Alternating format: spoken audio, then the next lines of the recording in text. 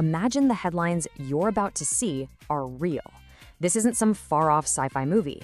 This is a very plausible, very chilling scenario for how our world could just stumble into an all-out war. Let's break down how it could happen. It all starts with a flash across your screen, a breaking news alert. The United States and Israel have launched massive, coordinated strikes against Iran. After a huge military buildup in the region, the skies over Tehran are just full. Fighter jets, missiles, drones, it's happening. And then the unthinkable. In the middle of those first strikes, it's not just military leaders who are hit.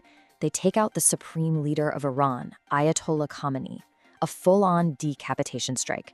In response, Iran vows a crushing retaliation, something the world has never seen before.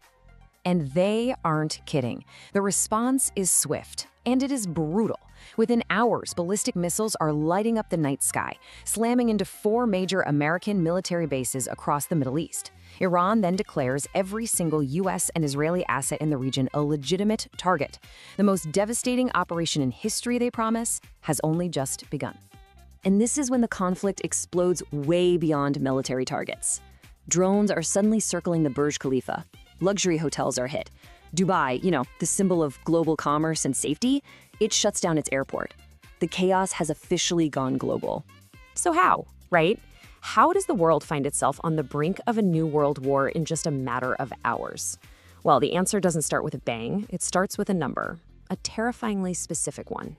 It all comes down to the 90% red line. Think of it like an invisible tripwire that, once you cross it, makes a conflict like this almost inevitable, and it has everything to do with the atom.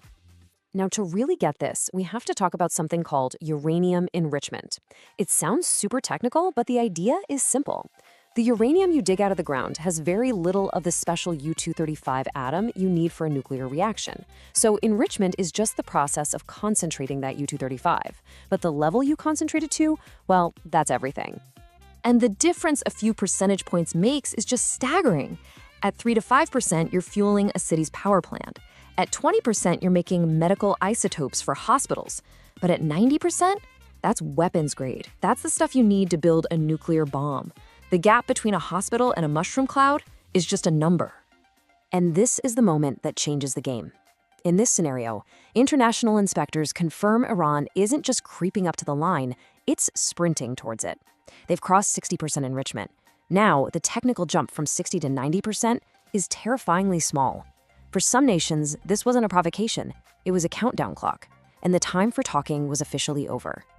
Which brings us to Israel, a country with a very clear, very aggressive, and historically consistent policy when it comes to threats it sees as existential. You do not wait for the punch to land. You strike first. And this is not a new playbook. Look at the pattern. In 1981, Saddam Hussein was building a reactor in Iraq. Israeli jets destroyed it. In 2007, they suspected Syria of doing the same thing, and they did it again. These are called preemptive strikes. You take out a threat before it can be used against you. For Israel, waiting around to see if a hostile neighbor is actually going to use a nuke isn't a strategy. It's suicide. This phrase really captures the entire philosophy. When your enemies are openly calling for your destruction, the logic is brutal, but it's simple. You do not allow them to get the ultimate weapon of destruction. From this point of view, the strike on Iran wasn't an act of war. It was an act of survival. Okay, so that explains Israel's motivation. But why would the United States jump in on a preemptive strike? The answer isn't just about alliances. It's about a tiny strip of water that holds the entire global economy hostage. So meet the Strait of Hormuz. It's this narrow little artery that connects the oil-rich Persian Gulf to the rest of the world. And it sits right on Iran's doorstep, completely within their military reach. Get this, 20%. 1/5 of the entire planet's daily oil supply has to sail through this one tiny choke point. Just think for a second what that means for gas prices, for global shipping, for the cost of pretty much everything you buy. It is the economic lifeline for almost every major oil producer in the Middle East. So a nuclear Iran wouldn't just be an existential threat to Israel, it would be a nation holding a nuclear gun to the head of the world economy. If Iran ever decides to block the Strait of Hormuz, that heartbeat stops. Oil prices would go absolutely vertical, global inflation would explode, and a worldwide recession would become almost certain. For the United States, preventing that kind of economic disaster is a non-negotiable national security interest. But there's one last fear, and this one is even bigger than a regional war or an economic collapse. It's the fear of a chain reaction that, once it starts, can't be stopped. The ultimate nightmare, a nuclear domino effect across the most volatile region on Earth. And this isn't just some theory. This is a direct quote from the leader of Saudi Arabia, Iran's biggest rival in the region. The moment Iran gets a bomb, the arms race is on, period. And all of a sudden, the list of potential members of the nuclear club gets terrifyingly long.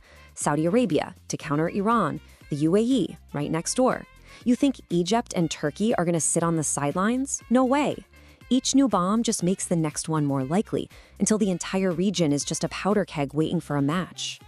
Which brings us right back to that terrifying question. Faced with this kind of domino effect, did the US and Israel see a preemptive strike not as a choice, but as the only way to prevent a much, much worse future?